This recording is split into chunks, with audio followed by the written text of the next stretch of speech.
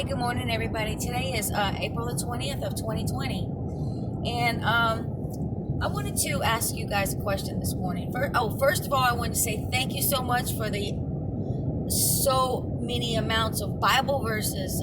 Today, I'm going to get started putting them on my house. Okay? Thank you all so much. It's going to come in to be a great blessing for those when I'm not here anymore, and when they go up to my house searching for food or water, that they can see actual spiritual food. Is very important. Okay, that's more important. Their spiritual food's going to be more important than anything they could ever put in their mouth or in their stomach.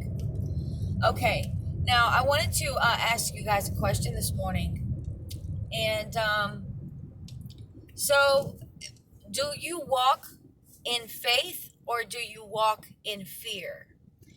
Are you allowing what the news stations are telling you, what everybody's telling you? Are you allowing what they're telling you and putting out here to scare you? A lot of you guys say, or a lot of people say, oh, you don't want to test the Lord. Don't test the Lord. Listen, that's just a cop-out. Let me tell you something. It's not testing the Lord. Walking in faith is not testing the Lord, okay? So, I'm going to give you a couple examples. Peter.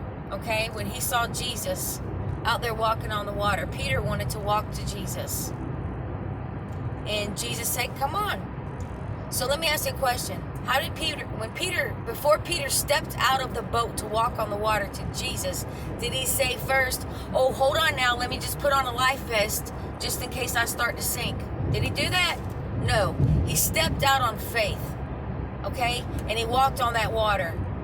It was when he took his eyes off of Jesus Christ and stopped walking in faith because he started looking at the circumstances, okay? And he started to sink. You understand me? What about Daniel in the lion's den?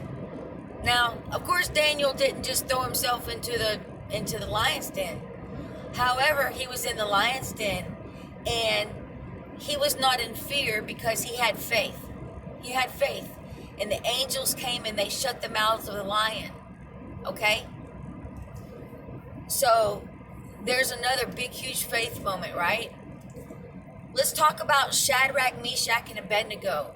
They refused to bow down and worship a false god, the king who wanted to be worshipped or whatnot. So they refused to do it. And they were threatened. Listen, I'm going to give you another chance to do so. And they said, we will not. We will not. Even if we die, we will not. That is walking in faith. When they were put into the furnace, they were walking in faith. Okay? That was either, because it's not real clear on who was the fourth person in the furnace, but it was either an angel or Jesus Christ himself. Okay? And they were just walking around. They were walking in faith. By faith, they denied worshiping a false anything, a god or an image or a king. They totally just said, no, we're not going to do it. We're not going to do it. They kept their faith, okay? And what happened? Nothing happened to them. When they were brought out of the furnace, they didn't even smell like smoke. No, their clothes weren't singed. They didn't smell like smoke, nothing. Okay? So, there's more examples in the Bible than these three I've just given. But, because these are some really well-known walking in faith moments. Okay? And there, like I said, there's many more. So, okay. What about in the Exodus? When the Egyptians were being led out of Egypt, and God parted the sea, and then the big sea was on this side and it went like walls up here, and then on the other side. How much faith do you think it took for those people to walk through that? Huh? How much faith? Immense faith. All of their faith, all of their entire being. They had to trust God with their entire heart, mind, soul, and all of their strength.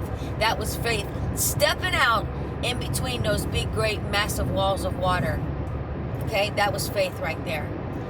They didn't say like, oh, I don't know, we shouldn't test God. Let's not test God. because no, they stepped in faith. So I'm covered by the blood of Jesus Christ. A lot of people say, oh, well, you have to wear a mask, you have to do all this stuff so that this stuff doesn't touch you, da da da da da da da. No, I'm covered by the blood of Jesus Christ. I've read Psalms 91 and I'm standing on it.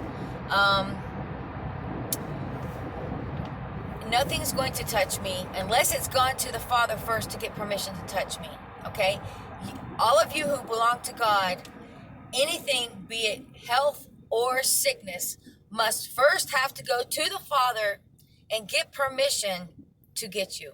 Okay? Period. Just like Satan had to go to God and get permission to mess with Job, right? He couldn't just go have his way with Job. He had to ask permission. So, I know that I'm walking in faith, okay? I don't walk by sight and I don't walk by fear. And I certainly don't, I read news articles on my phone that I find to be interesting, that have to do with this end time and go along with what Bible prophecy has said. But politics and all this nonsense, I don't listen to none of it. And I don't listen to all this fear-mongering stuff with the COVID-19 either, which is, by the way, a biohazard. It's a bioweapon, okay? That's what it is, a man-made, engineered bioweapon. That's what it is. So I'm not gonna, I just hope you guys can take a little bit of comfort today by what I've told you.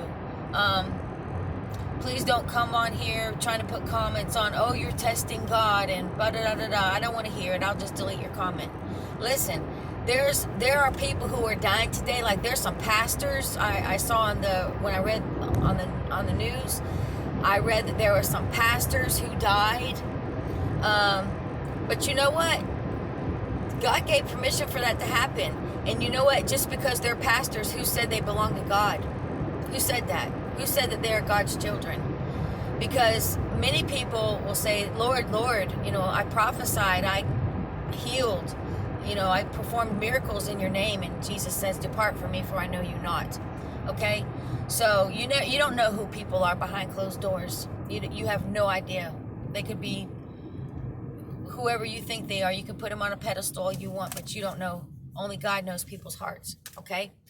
So my message to you today is that I am walking by faith. I don't walk in fear. I see everybody going to the store and they're all masked up everywhere, and it just drives me nuts. I'm like, oh, you gotta be kidding me, I don't know.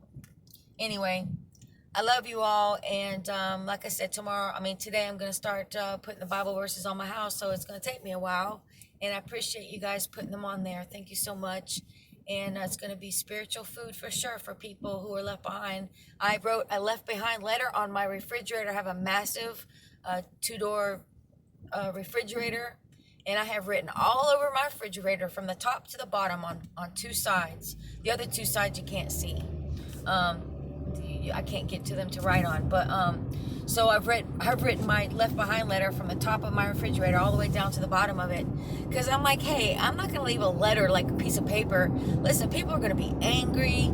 They might read it, just cripple it all up and rip it up and throw it in the garbage or lose it, or who knows, but they can't do nothing to my refrigerator. All right, a lot of you be like, you wrote on your refrigerator. Yeah, I did, because I ain't taking it with me when I go. All right. I love you guys very much, and walk in faith today, not by fear. Goodbye.